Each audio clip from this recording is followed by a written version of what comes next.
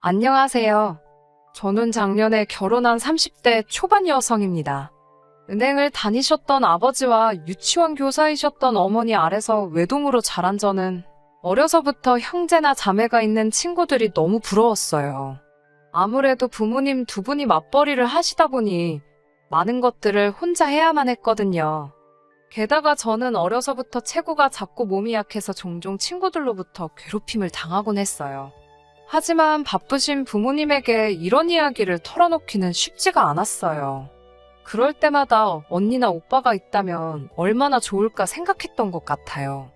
나름 힘들고 마음고생은 심했지만 그래도 중학교와 고등학교를 좋은 성적으로 마치고 여대 영문과에 진학할 수 있었습니다.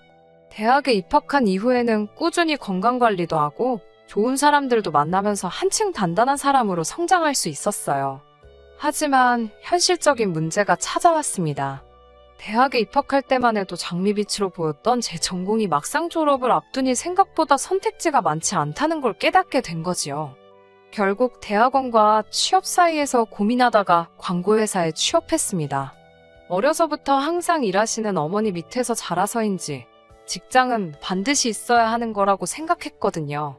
몇몇 친구들은 저에게 얼굴도 예쁘장하고 집에 여유도 있으니까 얌전히 있다가 좋은 남자 만나서 시집이나 가는 건 어떠냐고 뭐하러 사서 고생을 하냐고 했지만 저는 꼭 저만의 일을 하고 싶더라고요. 아무튼 그래서 광고회사에 들어갔는데 이쪽 일이라는 게 원래 일은 엄청 많은데 박봉이었습니다. 그래서 5년 정도 근무를 했을 무렵 사실 이직을 해야 하는 게 아닌가 엄청 고민을 하게 되었습니다. 그리고 그 즈음 남편을 만나게 되었습니다. 남편은 저희와 자주 거래하던 회사에 다니는 회사원이었어요. 호감가는 외모의 서글서글한 성격 때문에 같이 일하기 편한 사람 중 한 명이었어요. 하지만 그때만 해도 이성으로서의 특별한 감정이 있지는 않았습니다. 하지만 언젠가 업무 때문에 의도치 않게 남편과 한 달 가까이 거의 매일 봐야 하던 시기가 있었어요. 그때 서로 정이 많이 들었고 그게 이어져 자연스럽게 연인으로 발전하게 되었습니다. 남편은 저보다 3살 많은데 사귀기 전에도 늘 일이 늦게 끝나면 저를 집 앞까지 데려다 주었고 제가 피곤해 보이면 먼저 쉬었다 하자면서 눈에 보이지 않게 많은 배려를 해주었어요. 남편의 그런 따뜻한 마음씨에 저는 하루가 다르게 빠져들었고 2년 정도 만난 무렵 자연스럽게 결혼 이야기가 나왔습니다. 무역회사를 다니셨던 시부와 전업주부였던 시모 밑에서 일남 일녀중 맞이로 자랐다는 남편에게는 10살도 넘게 차이나는 여동생이 있었어요. 늦둥이 여동생이라 그런지 남편이 엄청나게 애지중지한다는 느낌을 받았지만 그때만 해도 그게 안 좋은 일이라곤 조금도 생각하지 못했습니다. 오히려 가족에 대한 사랑이 넘쳐서 좋더라고요. 요새 뉴스에 보면 가족 간에 안 좋은 뉴스도 많은데 시댁은 모두 서로서로 아끼는 게 눈에 보였으니까요. 한 가지 마음에 걸렸던 건 모두에게 사랑을 넘치게 받아서인지 나이 어린 신우가 하는 행동들이 철딱서니가 없다는 거였지만 그건 제가 뭐라고 할 일은 아니니까 크게 의미를 두지는 않았습니다. 예를 들어 한 번은 이런 일이 있었습니다. 결혼 이야기가 나오기 시작하면서 시댁에 몇 번 왕래를 하게 되었어요. 시댁에 도착하면 신우가 꼭 그렇게 저를 훑어보고 이건 어디 거예요 하고 묻고 그랬거든요. 솔직히 처음에는 없던 여동생이 생긴 것 같기도 해서 귀엽게만 느껴졌어요. 저랑 친해지고 싶어서 그러는 것 같기도 했고요. 그런데 꼭 뭐가 마음에 들면 남편한테 오빠 나도 저거 사주면 안 돼? 하고 조르더라고요. 제가 앞에 버젓이 있는데도요. 문제는 신우가 그러면 남편이 알겠어? 오빠가 사줄게. 그러지 한 번도 안 된다고 하는 적이 없더라고요. 만약에 물건이 옷이 아니라 예를 들어 팔찌나 귀걸이면 언니 그거 나 한 번만 해보면 안 돼요? 이러거든요. 처음에는 의도를 눈치채지 못한 제가 얼떨결에요. 여기 한번 해봐요 하고 2-3번 건네준 적이 있어요. 그러자 좋다고 그걸 팔에 귀에 걸치더니 남편을 보면서 오빠가 새언니한테 이거 나 주라고 하면 안 돼? 라고 하는 거예요. 제가 코앞에서 버젓이 다 듣고 있는데 그런 말을 하는 거죠. 그러면 사실 남편이 먼저 나서서 말도 안 되는 소리 하지 말라거나 어리광 부리지 말라고 안 된다고 딱 잘라주면 좋은데 그렇게 하지를 못하더군요. 자기도 난처하다는 듯이 저를 쳐다보고요. 그렇게 솔직히 처음엔 2번이나 팔찌랑 귀걸이를 뺏겼습니다. 게다가 저희 셋이 그러고 있으면 시모랑 시부는 쟤들은 사이도 참 좋다면서 우리 며느리들 애가 양보도 잘하고 심성이 곱다 그러셨고요. 지금 돌이켜보면 제가 생각해도 말도 안 되는 상황이고, 그렇다 보니 들으시는 분들은 절 바보라고 생각하실 수도 있지만, 그때는 저도 어쨌든 처음 겪는 상황이니까 똑부러지게 행동을 못했어요.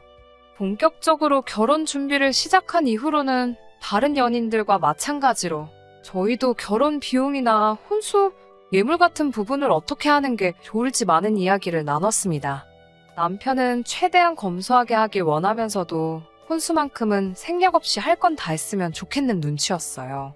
하지만 저는 저대로 평생 꿈꿔온 결혼식이 있었기 때문에 결혼식만 검소하게 하는 건 내키지 않았습니다. 예산은 정해져 있는데 이런 부분에서 벌써 부딪히게 될 줄은 몰랐기 때문에 당황스러웠어요. 남편은 한 이틀 고민하는 듯 하더니 저에게 그럼 혼수 다른 건 생략하거나 줄이더라도 신우한테만큼은 신우가 갖고 싶어 하던 명품 가방을 하나 사주면 안 되겠냐고 하더군요. 이럴 때 점수 따면 좋잖아 하면서 둘이 자매처럼 지내려면 윗사람이 먼저 베풀고 들어가는 게 보기 좋지 않겠냐고요. 이때 솔직히 어이가 없었어요. 그래서 제가 남편에게 점수를 따도 시부모님한테 따는 게 맞지, 내가 왜 신우한테 점수를 따야 하냐고 물었습니다. 그러자 남편이 신우한테 이미 그 가방을 제가 사주기로 말해놨기 때문에 이제 와서 안 된다고 하면 엄청나게 실망할 거라고 말끝을 흐리더라고요. 그러면서 걔는 우리 집에서 안 된다라는 말은 들어본 적이 없는 애니까 자기가 이번에만 좀 맞춰줘라며 저한테 부탁을 해오더군요. 그래서 제가 그럼 혼수는 일체 다 생략하고 신우 가방만 하나 사주고 말라고 했어요. 대신 당신 돈으로 사주라고요. 그러자 남편이 그럼 어른들을 무슨 낯으로 보냐고 하길래 그러니까 말도 안 되는 소리 하지 말라고 선을 그었습니다. 신우가 엄청 속상해할 텐데라며 걱정하는 남편을 보고 솔직히 아무리 사랑하는 여동생이라도 그렇지 뭐 저렇게 눈치를 보나 싶더군요. 결국 양가에 딱 필요한 혼수와 예단만 하고 허례허식은 생략한 예식을 올렸습니다. 결혼식 내내 자리에 입을 뚱하니 내밀고 있는 신우가 눈에 보이긴 했지만 결혼식 당일날 신우 신경 쓸 정신은 없더라고요. 신우가 그 이후로 저한테 거리를 둔다는 게 느껴졌지만 제가 뭘 잘못한 것도 아닌데 신우 눈치 보고 그럴 이유가 있나 싶어서 그러던지 말던지 냅뒀습니다. 남편과 저는 결혼 생활에 대해서 한 가지 약속을 했습니다. 그건 돈 문제만큼은 확실하게 반반 부담하는 거였어요. 생활비나 경조사 비용 등이 해당이었어요. 집은 원래는 아파트를 살까도 생각해봤지만 그러면 청약에 응모할 수가 없잖아요. 그래서 청약에 당첨될 때까지는 친정 부모님이 소유하신 아파트에서 거주하기로 했습니다. 20평으로 작은 아파트였지만 머무는 동안 관리비만 내면 되었으니 저희에겐 아주 유리한 조건이었어요. 사실 시댁의 경우 저희를 도와줄 여유가 없기도 했어요. 시부가 다니던 회사에서 나온 뒤 그동안 시모가 모았던 돈과 퇴직금을 모두 합쳐 치킨집을 열었는데 바로 코로나가 터지면서 손해만 크게 보고 장사를 접으셔야 했거든요. 게다가 신우는 아직 대학교에 다니고 있었으니 도움은커녕 오히려 남편이 벌어서 보태고 있는 지경이었죠. 남편이나 저나 이 상황에 대해서 문제점을 느끼고 있었기에 생활비만큼은 정확히 반반씩 부담하여 서로에게 부담을 지우지 않기로 한 거였지요. 그런데 남편이 이런 약속을 지키지 못했습니다. 사실 사랑하는 부부 사이에 한두 달치 생활비 때문에 이혼 이야기가 나오지는 않지요. 저도 단지 그런 사실로 남편에게 이혼하자고 한 건 아니었습니다. 제가 화가 났던 건 남편이 저에게 생활비를 주지 못한 바로 그 이유 때문이었어요. 대학교 4학년 졸업반이 된 신우는 갑자기 유학을 가고 싶다고 노래를 부르더군요. 제가 이런 시국에 무슨 유학을 가냐고 말려봤지만 들으려는 생각이 없었어요. 심지어 신우의 전공은 국어국문학과였는데 갑자기 미국으로 유학을 가고 싶다고 난리더군요. 남편도 그럴 거면 네 능력으로 가라며 못 도와준다고 딱 선을 그었지만 신우는 막무가내였습니다. 저 역시 그런 신우를 말릴 힘도 그렇다고 도와줄 여유도 없었기에 관심을 두지 않으려고 노력했어요. 그런데 한 달쯤 지났을 땐가 신우가 미국으로 갔다고 남편이 그러더군요. 무슨 돈으로 갔냐고 하자 남편도 모르겠다며 자기 능력으로 벌어서 공부한다 했다고 하더군요. 딱히 믿음은 안 갔지만 어쨌든 이미 갔다는데 제가 이러쿵저러쿵 말하는 것도 이상하게 들릴 것 같아서 그래 하고 말았습니다. 그런데 이 남매가 저 몰래 은밀한 거래를 했더라고요. 그리고 한 반년의 시간이 흘렀습니다. 3개월 전이었어요. 저희는 매달 1일 정해진 통장에 각자 150만 원씩 이체를 하는데요. 남편이 한 이틀만 더 시간을 주면 안 되냐고 하더라고요. 그런 일은 처음이라서 의아했지만 한 집에 살고 못 대먹고 그럴 돈도 아닌데 안 된다고 할 사람이 어디 있겠어요. 크게 생각지 않고 알겠다고 했어요. 그런데 이틀이 지나고 사흘이 지나도 남편이 제 눈치만 살살 보고 돈을 안 주는 거예요. 제가 왜 돈 입금 안 하냐고 물으니까 자기가 지금 너무 힘들어서 그런다며 좀 시간을 달라고 하더군요. 저도 아내 된 입장에서 무슨 빚쟁이 마냥 추궁하기도 그래서 그냥 무슨 일 있어라고 물었습니다. 남편은 아무 일도 아니라고 하더군요.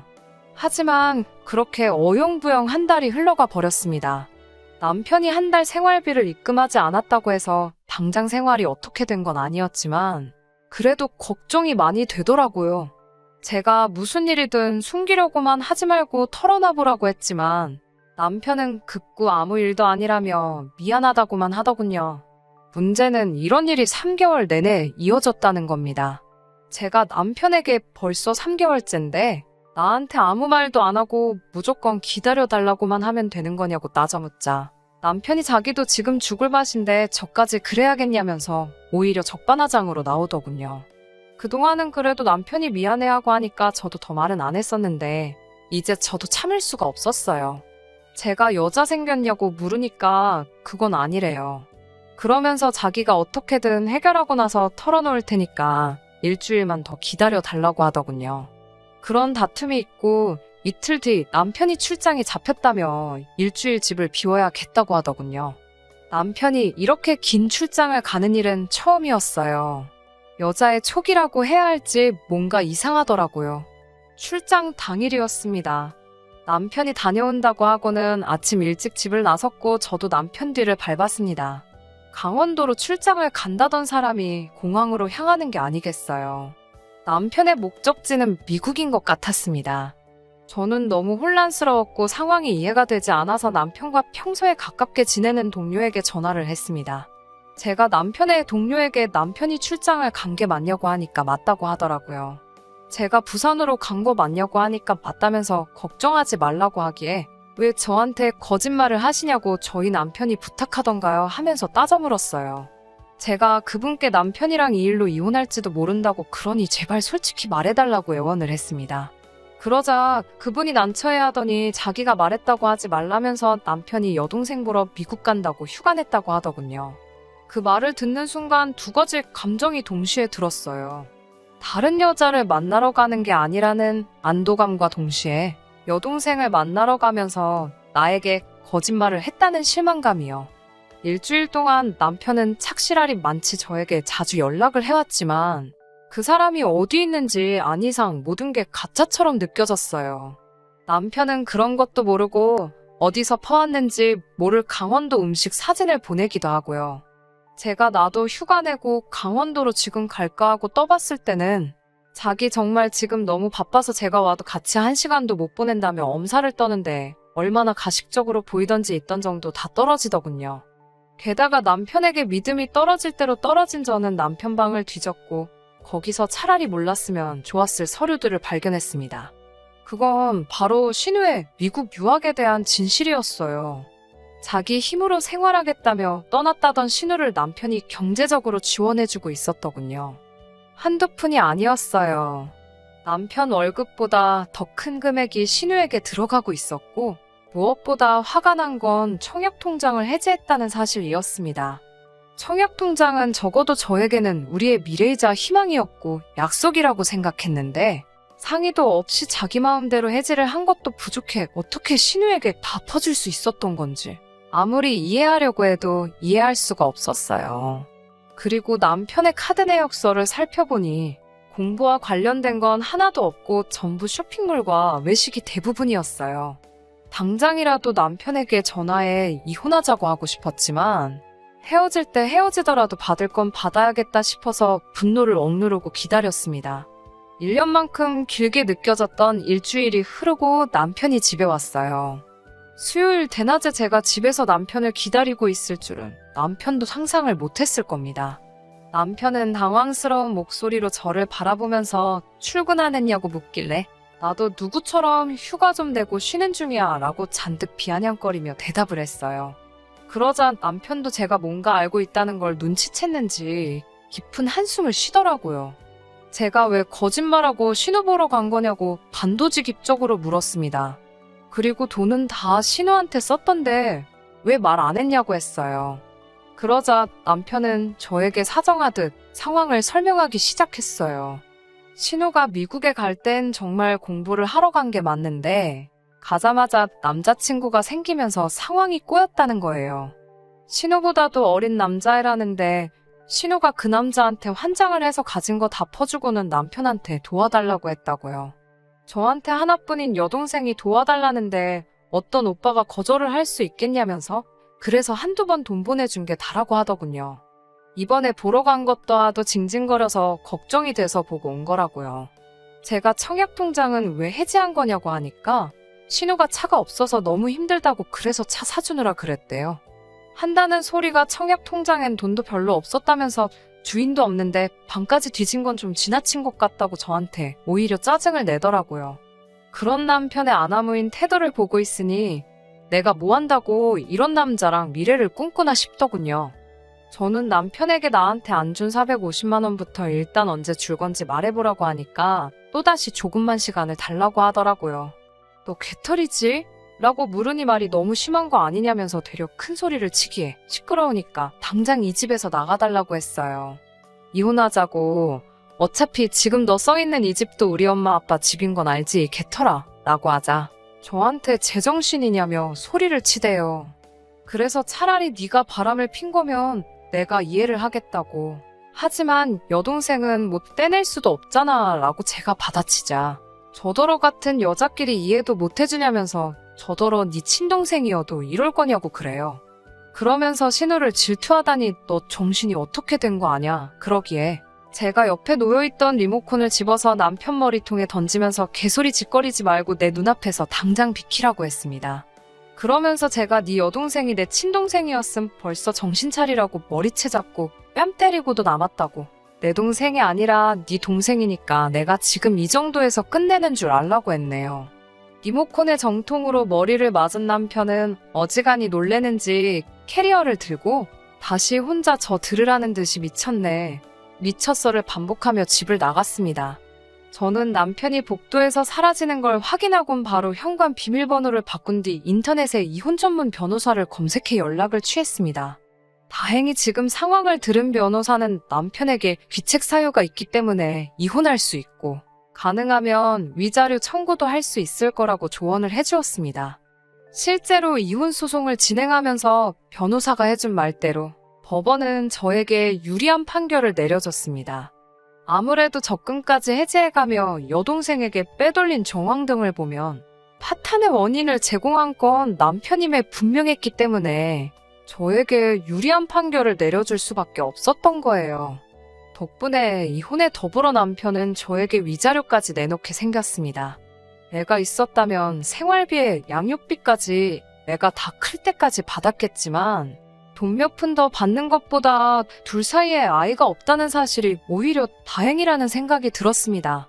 그 전까지는 이혼한다는 말에 눈 하나 꿈쩍 안 하던 사람이었는데 결혼 후에도 재산이 따로 없어 이를 게 없다고 생각했었던 것과는 다르게 저에게 위자료까지 줘야 한다는 판결을 받거나 이제 자기 잘못을 뉘우친 사람 마냥 그제서야 저에게 미안하다고 자기가 잘못했다고 하더군요. 조정기간 동안만큼은 그 시절 제가 좋아했던 그때 그 사람으로 돌아와 저에게 엄청 잘했어요. 매일같이 저에게 용서를 빌며 제 마음을 돌리려고 노력하더라고요. 하지만 끝내 제 마음을 돌려놓지는 못했죠.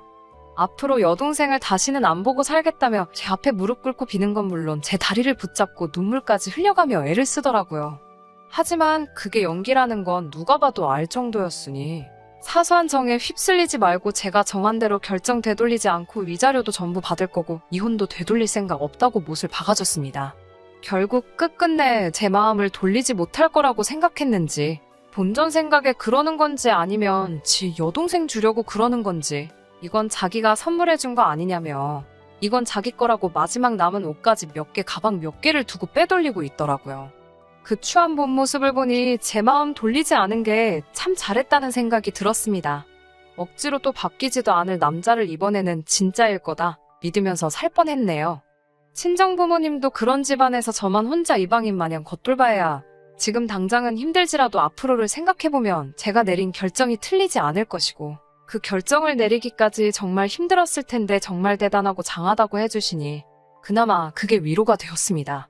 위자료 받은 거 얼마 되지 않는 돈이고 그동안 제가 받은 스트레스나 마음고생에 비알바 못 되지만 독하게 받아내서 앞으로 더 힘들 남편과 시댁 생각을 하면 지금 당장 제가 해줄 수 있는 최선의 복수가 아닐까 싶습니다. 여기에 제가 저 스스로 더 성공하고 행복하게 지낸다면 더할 나위 없겠지요.